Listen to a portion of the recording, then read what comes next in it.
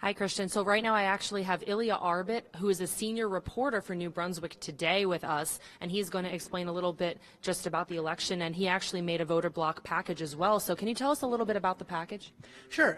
We had a package that we put together for the residents of New Brunswick. We had a potluck dinner with some of the voters that are going to be going to the polls today.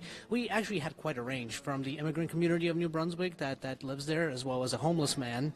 He's also planning on voting today, and as well as many other business leaders. A gentleman who's about to retire and move to New Brunswick to one of the high-rises has also been a part of our voting block project. We put together a little bit of a news story that people can read a little bit about them, what their reasons for voting are, but also we put together a video package asking them what exactly they expect the new governor to do, whoever that would be.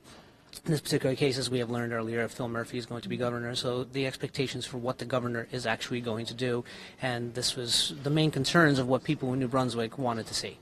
What specifically did they want to see? What was the common thread that you saw? Affordable housing. Affordable housing is definitely an issue.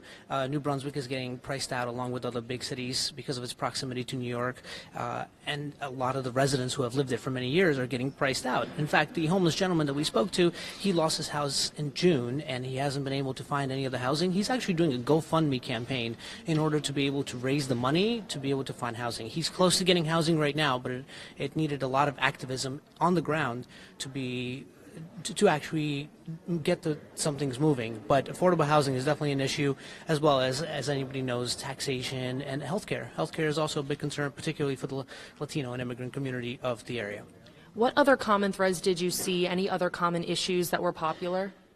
As far as, again, taxation, people are worried about the national conversation about the federal tax plan that's coming out, as well as how it's going to affect them and their particular situation.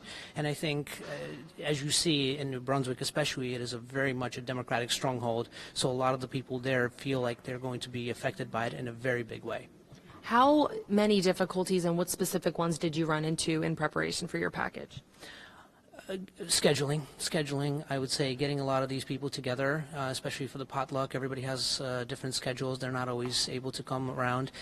Even the people that we've profiled in the package itself, once we have found it, we were trying to get them to the actual dinner was a challenge. And also finding Republican voters. And New Brunswick is, again, very much a Democratic stronghold, and we've seen consistently Democrats coming out to the elections in New Brunswick and the immigrant communities as well. So finding Republican voters who are supporting whoever the Republican candidates are has been a challenge. All right, well, thank you so much. We're going to throw it back to Christian and Gina.